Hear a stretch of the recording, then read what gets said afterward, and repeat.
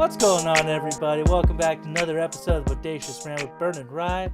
Hope everybody's summer's going well because we're nearing fall now as we're in August. And again, it still hasn't really felt like summer because of the weather. But, you know, I always I rant on about other stuff. But I'm not here to rant about the weather and life, and all the things happening in the world.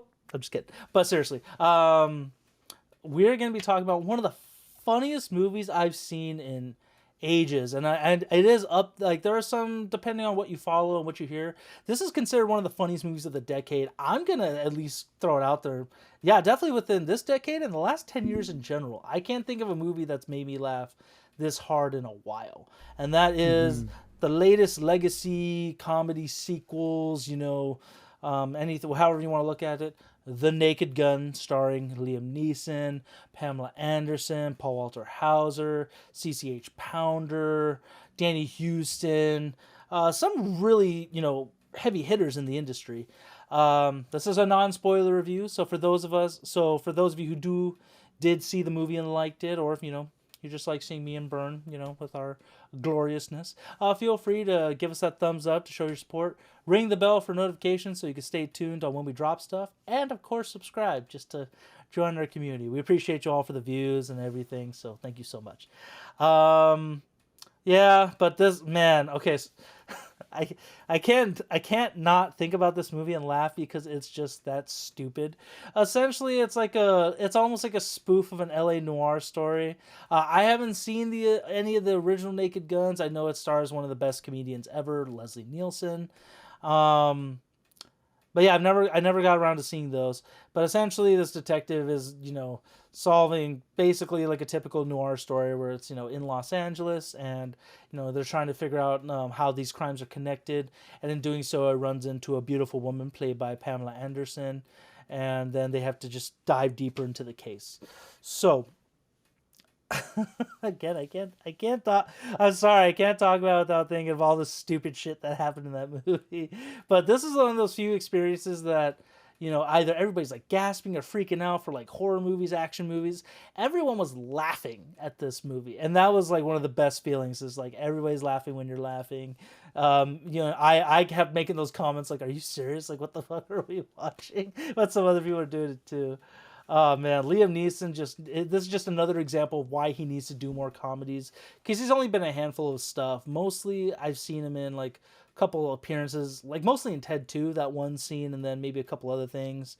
It's great that Pamela Anderson's back in acting. I never saw her movie The Last Showgirl, but this was just straight up running old school comedy, running gags everywhere, physical comedy, straightforward jokes. I don't remember all my comedy jargon because I did take a humor and lit class back in high school, but man, just so fun and so stupid. Definitely almost like Airplane, the Hot Shots movies. I'm sure very reminiscent of the Naked Guns, and just those old school comedies that you grow up in love. Very much like also Mel Brooks movies like Young Frankenstein and Spaceballs. But Bern, and I apologize. I know you were saying something earlier, or at least you were putting in your positive input. Did you ever see the original Naked Gun? And then if you have, how did it compare to this one?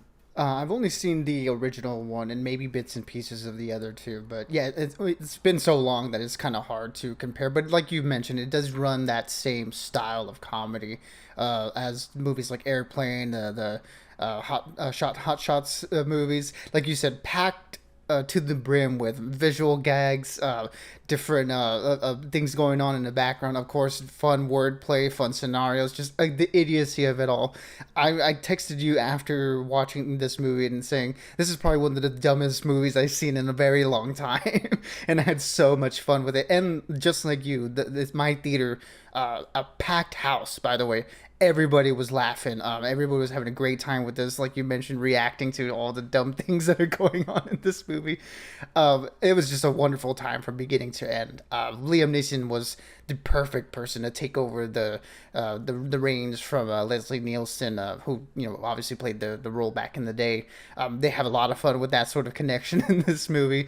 But yeah, the way he has that sort of dry, deadpan humor, where he's playing it very straight, but a lot of the things that he's saying and doing and the things around him are so ridiculously over the top that it just works somehow. Liam Neeson was the perfect pick for this role, and I thought he did great. And Danny Houston as the villain was having a very, very fun time, sort of playing off of roles that he's done in the past. He's no stranger to playing villains in movies, and he does them very well. But here he's just sort of chewing the scenery and again saying the dumbest things possible, again with a straight face. And that's the thing. That's the thing that makes this movie work. All the actors play it so straight, and just the ridiculous of it all just sort of contrasts and works in a great way. Where, like you mentioned, at the heart of it, it is a very much a parody of the noir story, and it's just having a ton of fun poking fun of that, poking fun of the different pop culture cultural things. Yeah, I think it's definitely one of the funniest movies, like you said, I've seen in a very, very long time.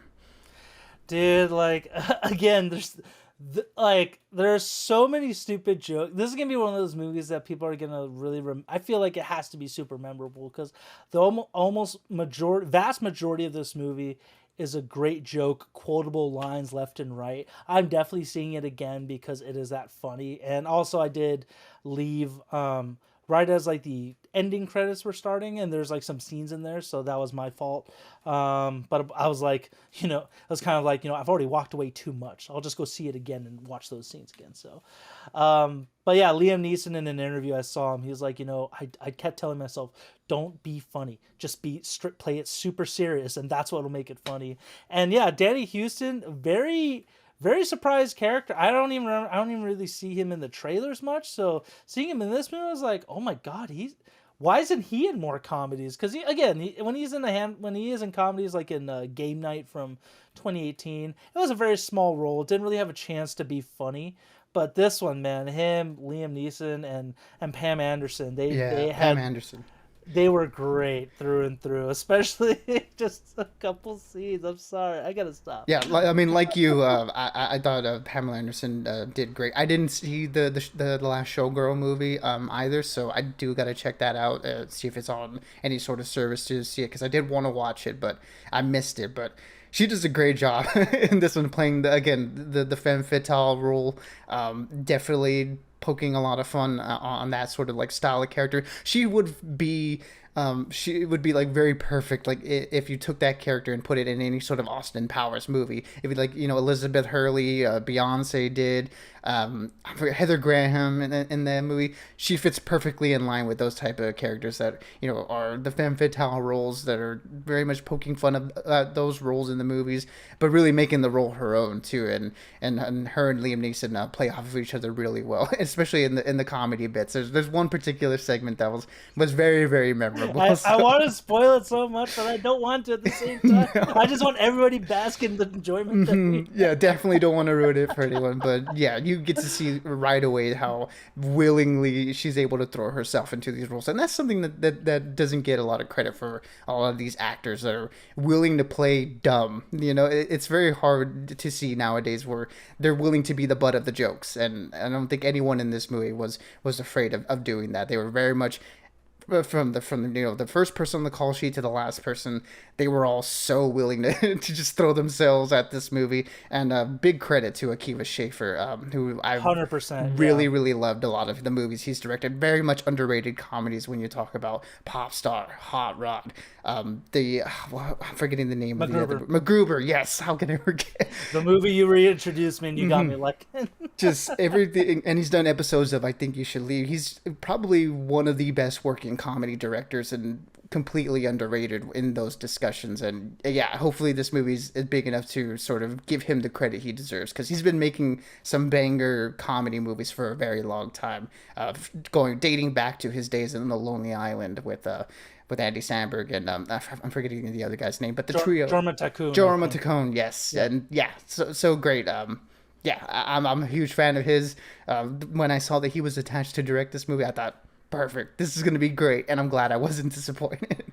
Yeah, like the teaser trailer where it's like the whole SWAT scene, and he Liam Neeson's the little girl, like the little schoolgirl or whatever. It's like, this movie could either go really great and hilarious, or it's going to be really bad, because I feel like that's why comedies like this, like parodies, like old school comedy like this, it hasn't come around, and I would definitely say a while. I know the Wayans brothers have kind of done these with like the haunted house movies and some other stuff.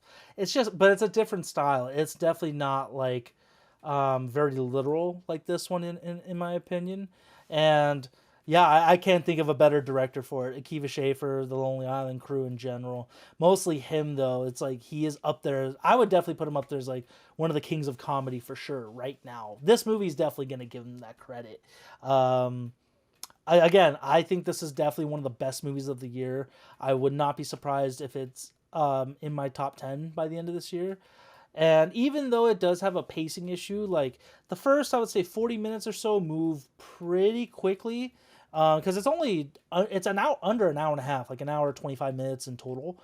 But after that point, there were a couple times I was like, where are we going with this? Or are we almost there yet? Because it's kind of dragging at this point. But then after about 10-15 minutes of that, it picks right back up. So, at first I was thinking about a 4, but honestly, the more I've been laughing on this movie and thinking about it, I'm going to give this a hard 5 out of 5.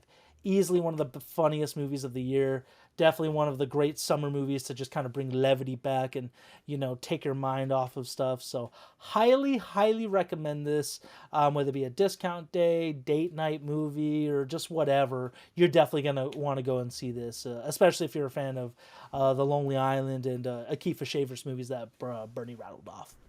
Yeah, I mean, I'm very surprised to say that I'm giving this a 5 out of 5 as well. I just have to. It's definitely the funniest movie I've seen this year, and then there have been some pretty good movies with comedy in them. Again, Friendship was one of my top movies of the year, and I had a lot of fun with Eddington. But the laughs per minute, this movie just sort of takes the cake on that end. This is so jam packed where you're just laughing so much. You miss certain things, so definitely going to be one of those worth a rewatch just to see everything that's going on in the background. Hear all the dialogue that you missed the first time. It's just a wonderful time at the movies, and yeah, a big credit to everybody involved. And yeah, it's an easy 5 out of 5 for me. I highly recommend it to everybody. Like you said, go watch it in any way you can. Just grab a big tub of popcorn and soda and your treat of choice, and just have a great time with it, because we certainly did. Oh my god, yeah. Like I said, I already got my ticket to go see it tomorrow. So, oh man, yeah, 5 out of 5 for both me and Byrne. Highly recommend this to see it any way you can at any time. So for those of you who did happen to watch the movie and you liked it, or maybe you think we're crazy, please let us know in the comments what you think. If you didn't like this movie, then I would very question your sense of humor, because come on, this was just hilarious. But yeah, like I said, we're going into August. We got some shows coming out. I think we're definitely August, maybe a little bit of a slower month. We're gonna pick it back up in November, December for sure, with like Predator Badlands, Running Man, Avatar 3, and Very excited for Weapons coming out next week. oh, that's true. Weapons is coming out next week. You're right. Thank you thank you for that, Bird. I already got my ticket for that too. So until next time, everyone, stay bodacious and keep on ranting for us. Absolutely, everybody. Be good, be safe, and as always, we will catch y'all on the next one.